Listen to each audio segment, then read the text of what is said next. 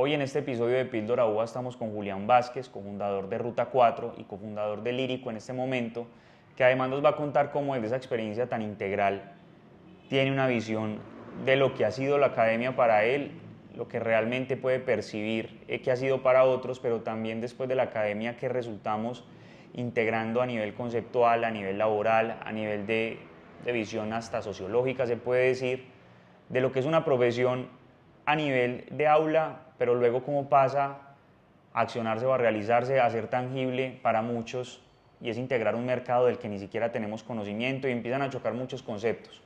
Todos los conceptos académicos que están dados desde una parte teórica, retórica, que están dados también desde un tema experiencial desde el docente, más el estudiante todavía no entiende ese entorno calle, ese entorno mercado, la agresividad de competencia, lo que realmente debería estar leyendo o la lectura que debería estar teniendo desde la parte morfológica, desde la parte social de un entorno, de un territorio.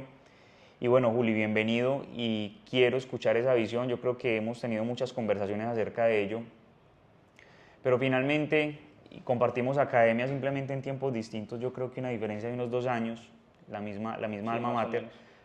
menos. Pero esa percepción que tuvimos en academia y percepción calle, ¿a qué se resume? O sea, ¿qué resulta siendo? Es un cambio completamente brutal. Un amigo mío que es arquitecto también, Cristian Durango, cuando yo recién empecé a trabajar en una oficina, en la oficina del arquitecto Jorge Martínez, yo pues recién salido le hice una pregunta al hombre, como que me diera un consejo, qué era lo que mejor podía hacer o para empezar a trabajar. Y el hombre me dijo algo que me marcó y todavía me sigue marcando al día de hoy, y él me dijo: aprenda a desaprender.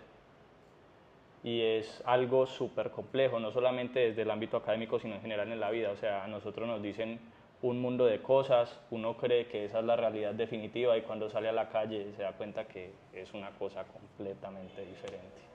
Entonces, voy a contar una anécdota simple. Por ejemplo, en primer semestre que nos empiezan a enseñar forma y nos dicen, por ejemplo, que el toque mínimo de formas es algo mal visto desde la arquitectura. Cuando llegué y me encontré un proyecto que se me escapa el nombre en ese momento de Louis Kahn, que son unas casas que son unos cubos, que es un toque mínimo también. Sí. Yo llegué y yo dije, este man es una hueva, este man es un marica. Y ya cuando uno está en décimo se da cuenta que la hueva es uno. Entonces es muy loco uno empezar a ver como todo esa transformación incluso del pensamiento a través del tiempo. Porque, insisto, a uno en la academia le dicen esto se hace de X, Y manera y uno cree que es como una receta de cocina que es X y Y, pero cuando sale enfrenta múltiples, digamos, aristas que llega a encontrar a través del cliente, de un presupuesto, de un diseño, de la forma de construir. Son muchas cosas que incluso nunca se llegan a tocar como tal en la academia.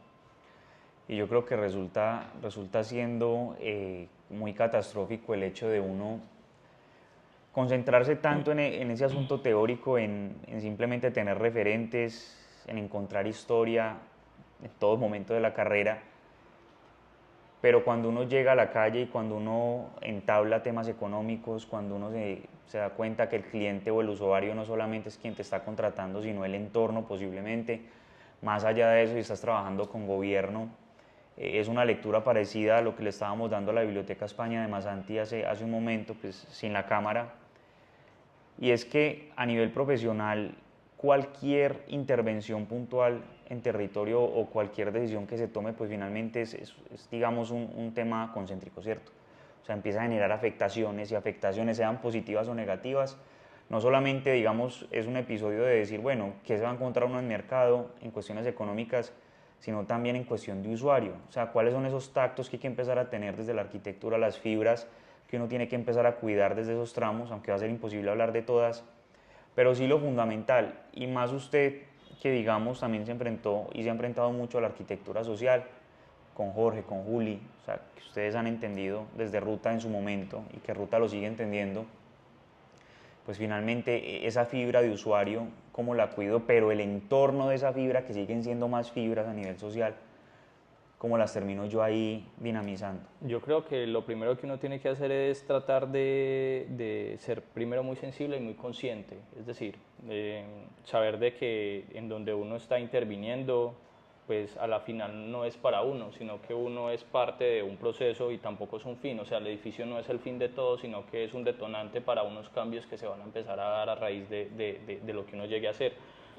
Eso por un lado. Por el otro, yo siento que en parte también uno debería de quitarse un poco como de responsabilidades. Lo decíamos ahorita fuera de cámaras con el tema de lo de Masanti. Yo siento que el tema de uno trata de tener un compendio en la cabeza y obviamente en el proyecto de tratar de solucionar lo que más pueda, pero hay cosas también que se salen completamente de las manos y de lo que uno como arquitecto debería de hacer. O sea, hay un tema, no sé, político, social, etnográfico, muchísimas cosas y muchas vertientes que vienen y uno, digamos, la responsabilidad de uno es tratar obviamente de dar solución lo que más se puede a ese contexto, pero a la final irse uno también como dándose el látigo de que no, esto es de esta manera o esto es de otra, tampoco es justo con uno como profesional y con las intervenciones que hace. Obviamente sí tener muy presente el contexto, ser muy responsable, tratar de ser lo mayor responsable, pero tampoco irse dando látigos después de si hice esto, no hice esto, me faltó esto, porque pues a la final siempre, digámoslo, desde otro contexto, desde afuera uno mira para atrás y dice, pude haber esto hecho mejor o esto, y eventualmente sí, pero estoy seguro que bajo el nivel de conciencia y lo que se estaba haciendo en ese momento, pues fue la respuesta más oportuna y la mejor respuesta que se pudo dar para el problema o lo que tocaba hacer. Interesante. Bueno, y ya pasas a parte de sociología, que es lo que acabamos de tocar un poco, pero entonces a nivel económico, cuando alguien sale de academia, y se lo pregunto a alguien que ha tenido ensayo y error igual que yo, ¿cierto?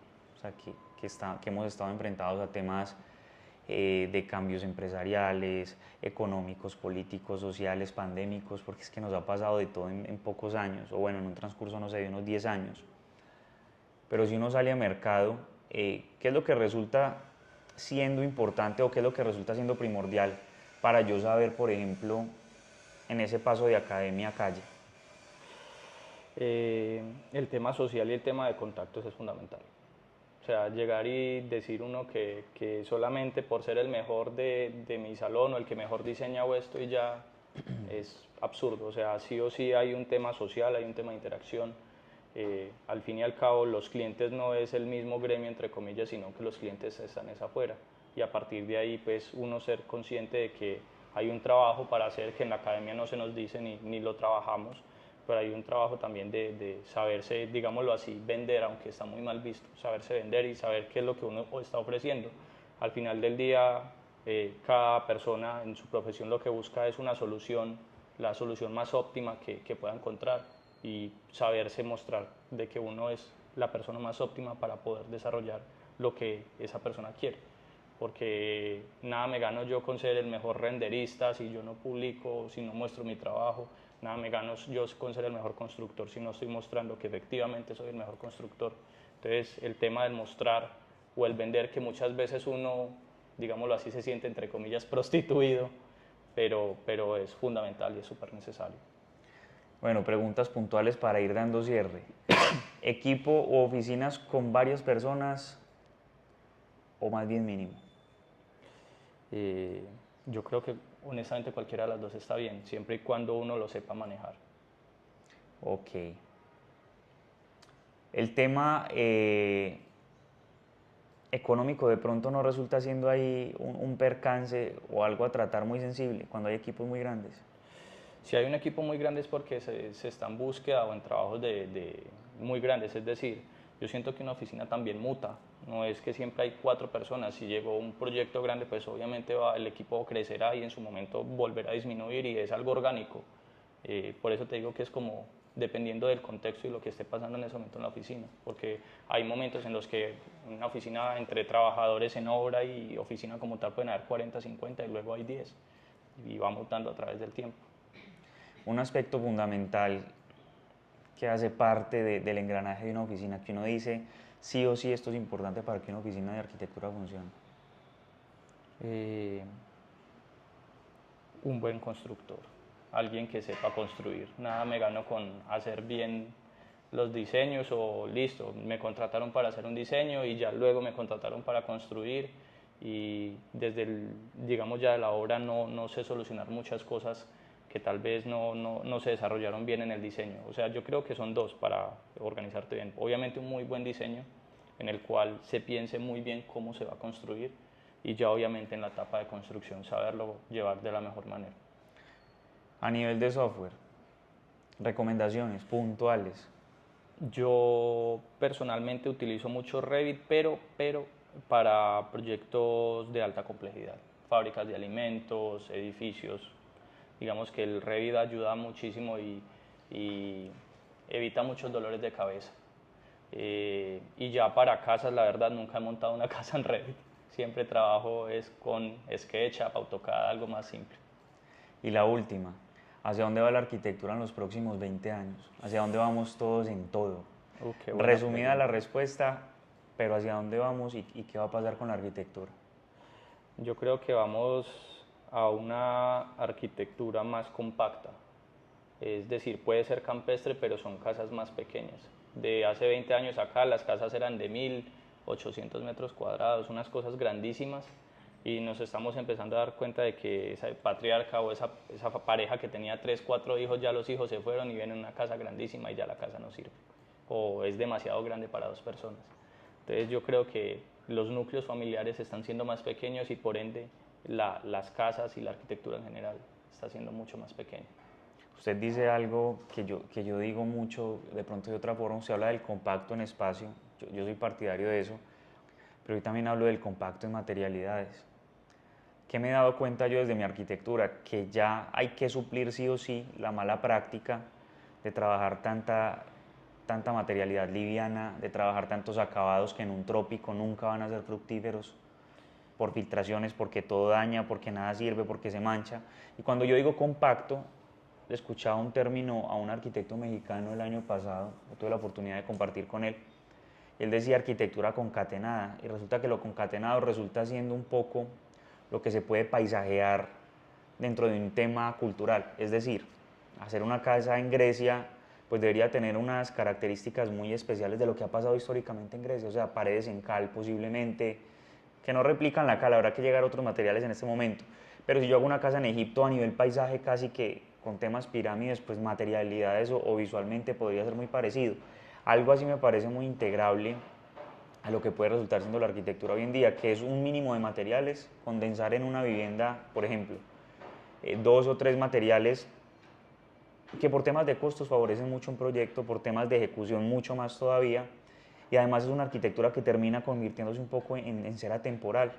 Yo creo que eso va muy ligado a lo que yo decía previamente de que eh, se necesita un buen diseñador y un buen constructor. ¿A qué voy con esto? Si yo diseño bien, por ejemplo, no sé, una red eléctrica para que se quede, digamos, escondida desde el inicio, desde una fundición de una losa o Sí, algo, eh, pues no voy a tener necesidad de luego tirar un superboard en el techo o un drywall en el techo para esconder todas las redes. Entonces, siento que también va muy ligado a un ejercicio muy juicioso de diseño, obviamente un ejercicio muy juicioso de ejecución para poder llegar, digámoslo así, a ese minimalismo en material.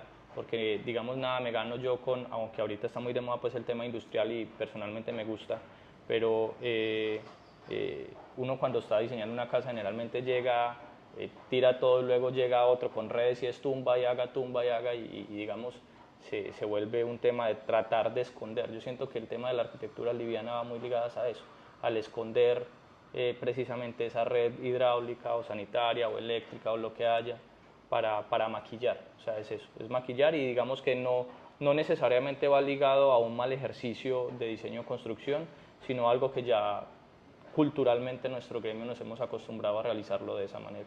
Entonces, si nos tomamos un poco más de tiempo tal vez en el diseño y en la ejecución y en saber bien cómo ejecutar esa y esconder, digámoslo, esas redes que no queremos ver en una arquitectura, digámoslo, un poco más austera en materiales, muy seguramente sí se puede llegar a lograr, pero es un trabajo muy juicioso el que toca realizar para llegar allá.